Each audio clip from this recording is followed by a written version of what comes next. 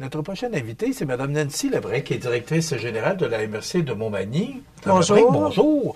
Vous étiez venu nous voir un petit peu avant les fêtes, puis j'avais demandé si elle pouvait venir nous parler du budget, parce que il y a quand même beaucoup d'écarts. Puis j'ai beaucoup de questions à vous poser par rapport à ce qui se passe avec la MRC, parce qu'on sent qu'il y a un vent de dynamisme. Est-ce que c'est la même chose? C'est ce que vous ressentez aussi par rapport aux promotions, par rapport à ce qui se passe actuellement à la MRC? Il me semble on sent qu'il y a un bon vent de dynamisme chez vous. Je vous dirais qu'au cours des dernières années, on a vraiment travaillé à se positionner avec une stratégie de marketing territorial innovante. Mais depuis je dirais les 15-20 dernières années, la MRC de Montmagny a toujours essayé de se positionner comme étant une MRC plus dynamique et innovante qu'administrative. Oui, on a des mandats légaux qu'il faut faire adéquatement, mais ce qui, je pense, nous intéresse beaucoup, c'est vraiment de travailler on dit souvent à nos équipes, il faut être là où ce que les autres ne sont pas. Donc, on sollicite vraiment de faire des projets pour nous mettre à l'avant-plan. Donc, c'est une philosophie qu'on s'est donnée. Mais le mandat d'une directrice générale d'une MRC a changé beaucoup depuis, parce que ça fait quand même une vingtaine d'années que vous êtes en poste. Oui. Ça a changé beaucoup, le oui. mandat des MRC par rapport au début, quand vous avez débuté ici. Oui, on est passé quand je suis arrivée à la MRC, de moins de 10 employés. Maintenant, on est plus de 50 employés. En 2015, la MRC de Montmagny a été une des premières à rapatrier le développement économique suite à l'abolition des CLD. Donc, la MRC de Montmagny a décidé de prendre ce mandat-là. À l'échelle du Québec, actuellement, c'est environ 50% des MRC qui ont repris ces services-là au sein de leurs organisations. Puis ça, je pense que ça nous permet d'avoir vraiment une vision écosystémique puis de travailler toutes les sphères de développement d'un milieu. Fait que quand vous dites les dernières années, oui, on a intégré le développement économique dans nos espaces. Vous avez plusieurs patrons autour d'une table que vous rencontrez une fois par mois. Oui. Ce sont tous les maires parce que vous dirigez une MRC et la MRC, ce sont tous les maires de toutes les municipalités du comté de Montmagny, je ne sais pas comment dire, de la MRC, qui sont vos patrons. Oui, la MRC de Montmagny est comme une coopérative de services. Donc, on a 14 municipalités qu'on dessert. Donc, 14 élus qui siègent à la MRC. Puis parmi ces élus-là, il y a un préfet qui est élu par les pairs. Donc, c'est le conseil d'une MRC. Donc, on est là pour parler de budget. Oui. Alors, c'est quand même une forte augmentation. On parle de 800 000 $ de plus que sur 2024. On parlait d'un léger surplus pour 2024. Est-ce que ça a été... est-ce que vous avez réussi? Parce qu'on sait que c'est pas facile, c'est d'avoir un budget au moins équilibré, mais vous envisagiez d'avoir un surplus pour 2024. Est-ce que vous avez réussi? On n'a pas encore fermé l'année complètement. Là, on est au tout début de janvier, donc on anticipe toujours un léger surplus. Donc, depuis les dernières années, on adopte toujours des budgets quand même assez restreints parce que on veut assurer une saine gestion, mais tout en faisant du développement.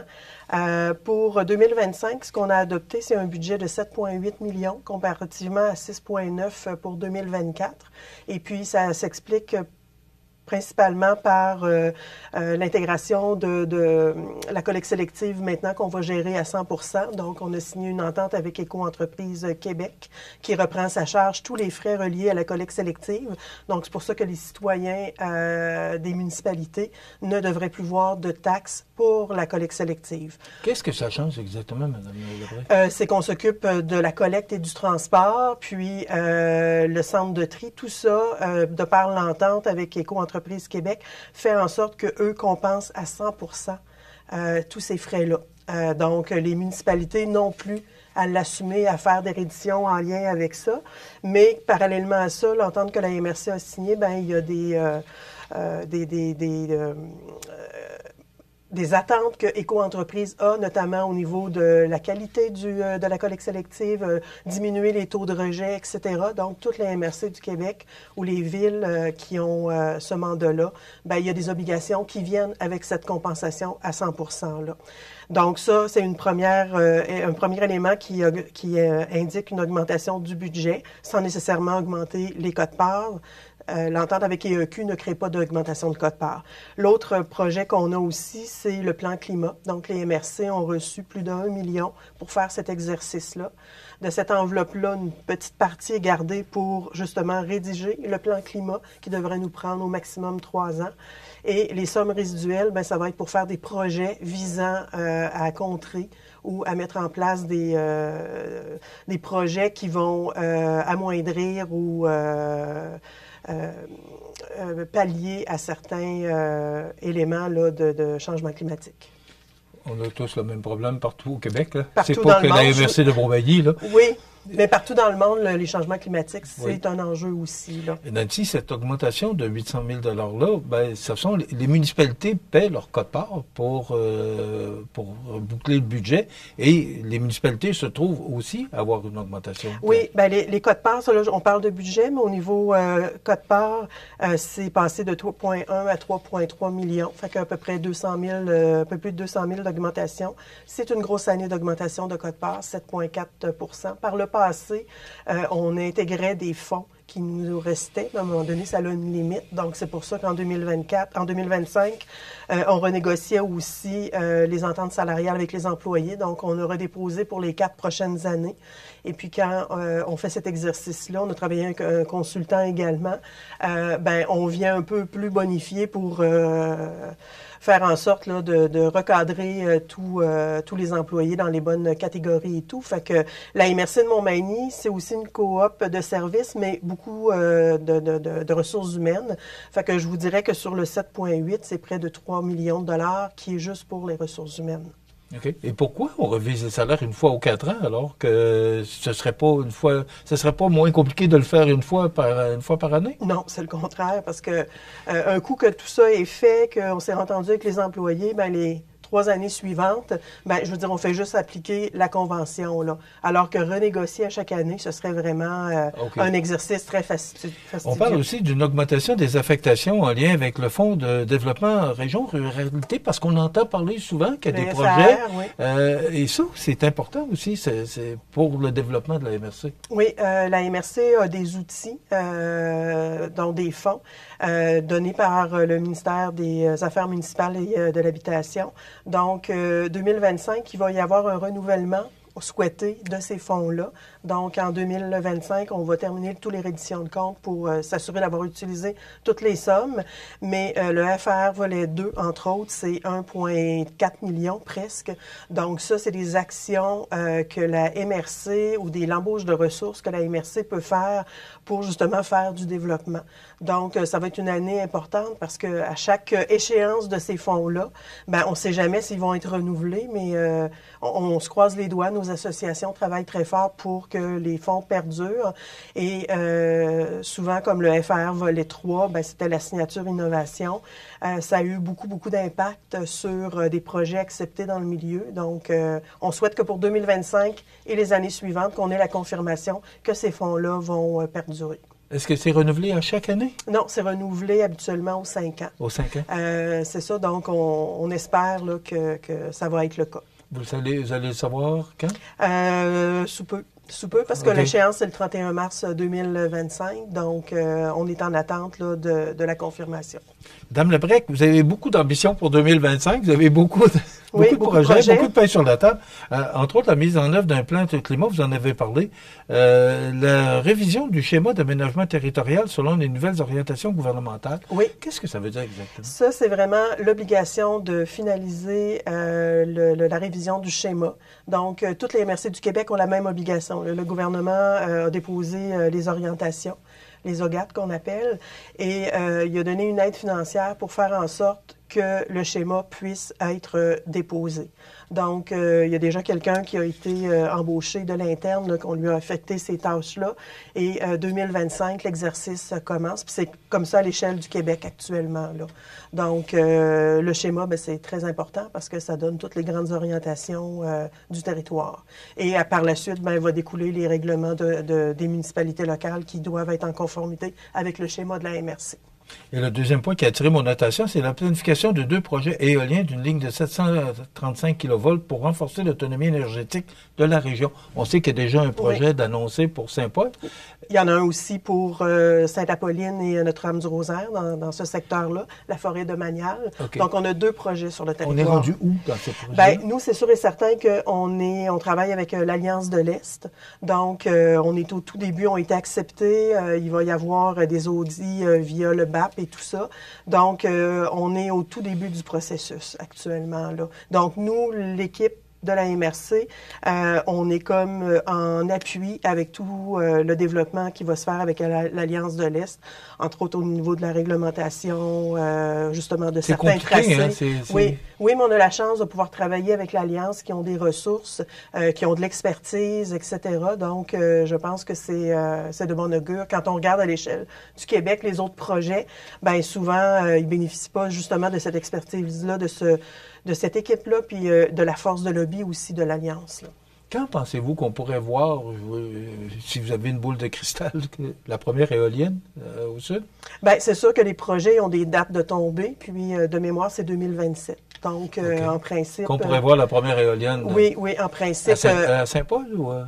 faudrait que je vérifie, c'est Forêt de Manial ou Saint-Paul, mais les deux, ils vont se faire dans les mêmes orientations, là. Donc, dans à peu près 2 ans. Bien, il y a des dates de tombée que quand les projets ont été acceptés par Hydro-Québec, il y avait des dates de livrables, là. Donc, on va suivre le calendrier.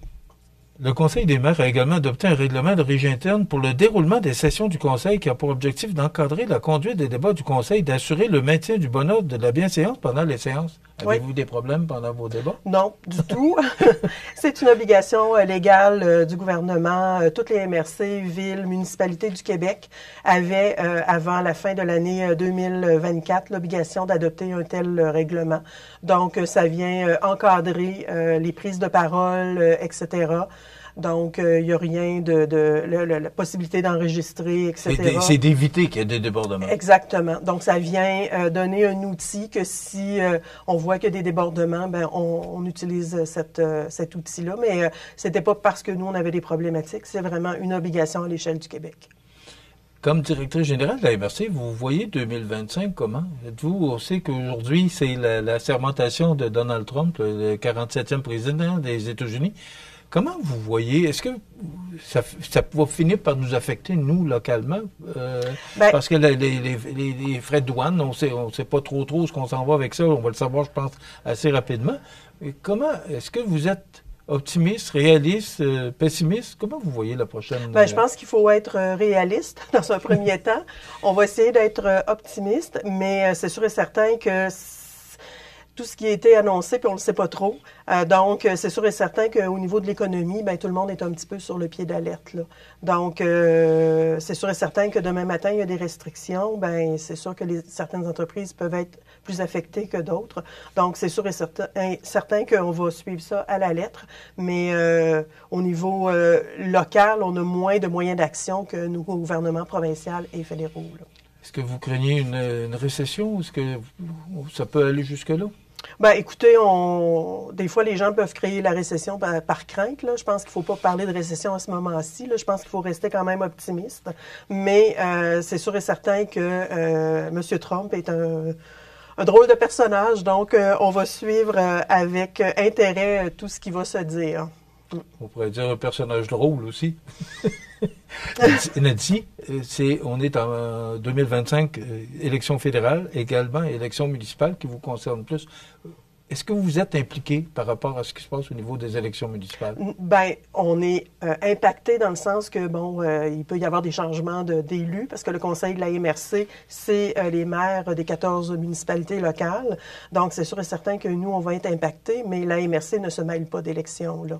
Autrement que d'avoir les résultats qui font en sorte que, au niveau du conseil de la MRC, il risque d'avoir peut-être, là, dépendamment s'il y a des gens qui se présentent ou qui sont réélus ou pas, c'est ce qui va impacter la MRC. Est-ce que ça vous inquiète de voir qu'il y a eu beaucoup de démissions là, au cours de plus de 700 démissions au Québec là, au niveau municipal, qu'on ait de la difficulté à combler certains conseils municipaux de nos petites municipalités? Est-ce que ça vous inquiète pour les prochains 4 ans? Bien, c'est sûr et certain que c'est une problématique à l'échelle du Québec. L'autre problématique qu'on voit aussi, c'est au niveau du recrutement de DG. Fait que je pense qu'il va y avoir des enjeux que les municipalités, à un moment donné, vont devoir se parler pour voir qu'est-ce qu'elles font, mais c'est une volonté politique qui va nous amener vers ça.